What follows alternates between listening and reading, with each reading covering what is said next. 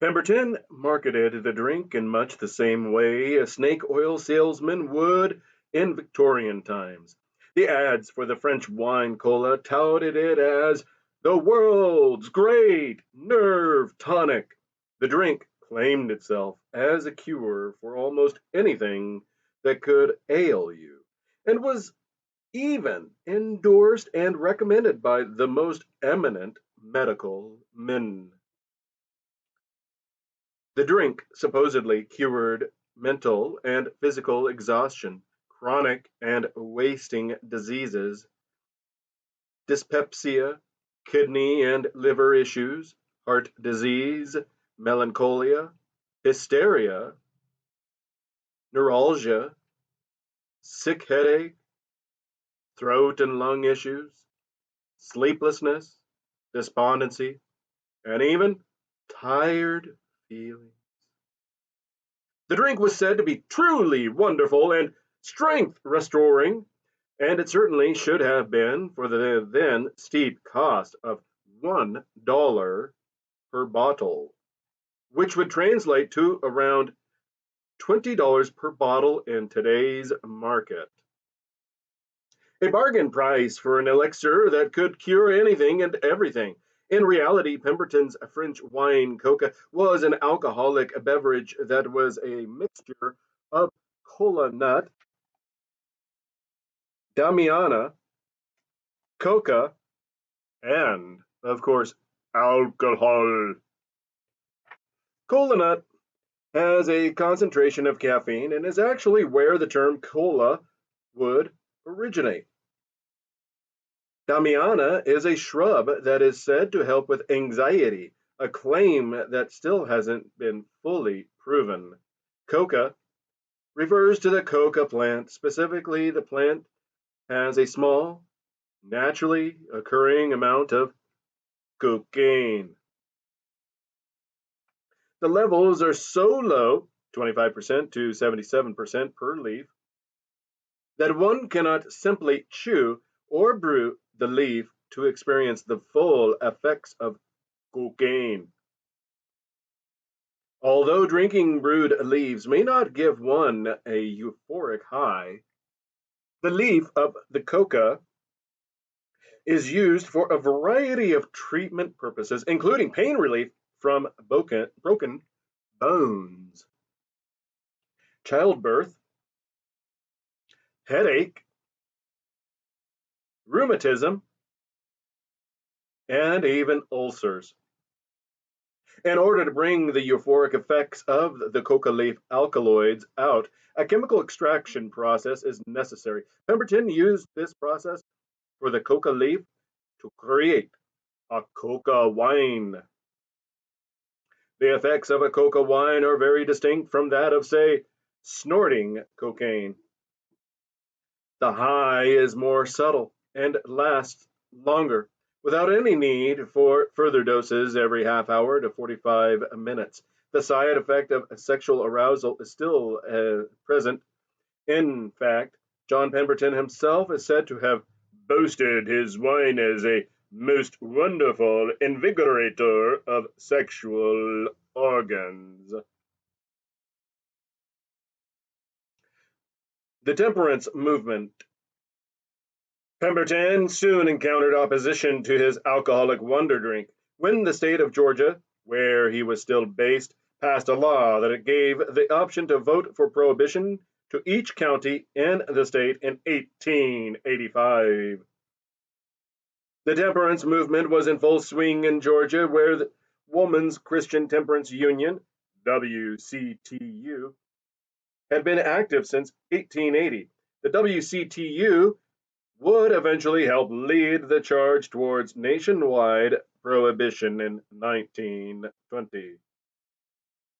The temperance movement caught on like wildfire, and so many counties in Georgia voted themselves dry that Pemberton was all but out of business before he really had a chance to grow. It was time for him to make the difficult decision to remove the alcoholic content from his drink and develop an alternative solution. Pemberton's French wine coca was soon no more. According to the official Coca-Cola website, Dr. Pemberton created a flavored syrup and took it to his neighborhood Jacob's Pharmacy to have it mixed with carbonated water. The creation of the drink was, according to the corporate statements, a result of simple curiosity on the part of Pemberton. This version of the truth is a rather glossed over account of the events of 1886. In reality, we know that the business of selling his alcohol cocaine mixture drink had come to a screeching halt with the implementation of local prohibition, and it was this, and this alone, that actually caused Pemberton to seek out his next cocaine laced drink. The origins of Coca-Cola. It's true that the future of Coca-Cola was very closely tied with the moment that Pemberton and Frank Robinson met. Frank M. Robinson was a veteran of the Civil War, having served on the side of the Union. These two, it was Robinson's specialty in advertising and promotion that would give Pemberton's drink the push forward it needed. Doc Pemberton was doing even better at creating products, but he had absolutely no idea how to market them well enough to make an impact. Pemberton had moved to Atlanta to try and cash in on the growing marketplace there.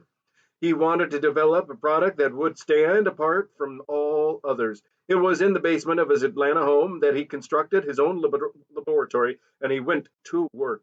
He would constantly send samples of his test products to the local Jacob Pharmacy, desperate for something to actually sell.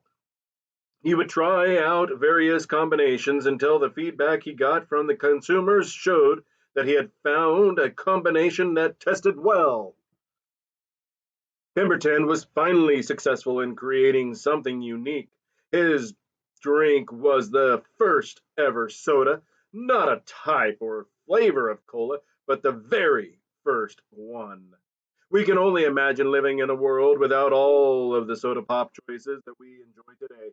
Coca Cola was finally created on 8 May 1886, and to be among the first to taste such a delicious drink must have been amazing.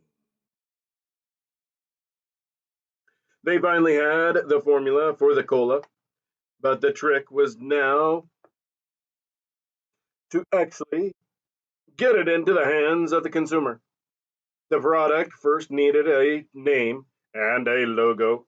Frank Robinson came up with the name Coca Cola, and he wrote the logo in a fancy script from his own hand, and history was made.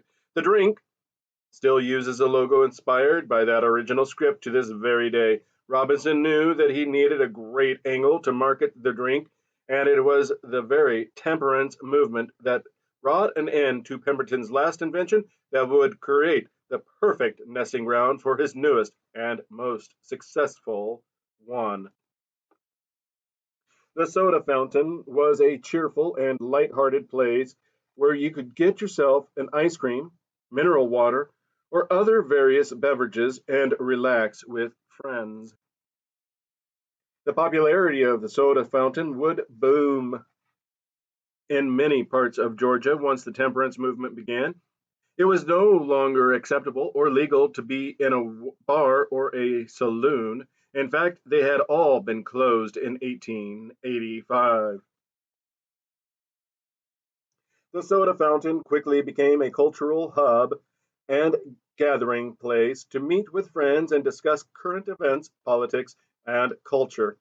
There, men and women alike could converge and socialize, creating a vast and concentrated marketplace for an exciting new drink option.